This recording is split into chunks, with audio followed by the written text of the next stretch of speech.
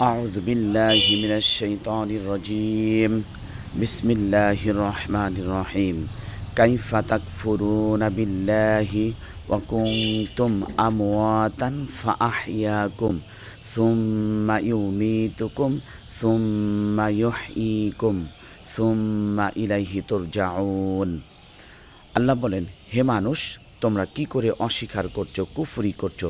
তোমরা ছিলে নিষ্প্রাণ, আর আমি তোমাদেরকে জীবন দিয়েছি। আবার তোমাদেরকে মৃত্যুবরণ করতে হবে, আবার সুম্মা ইলাইহি তুরজাউন, আমার কাছে ফিরে আসতে হবে।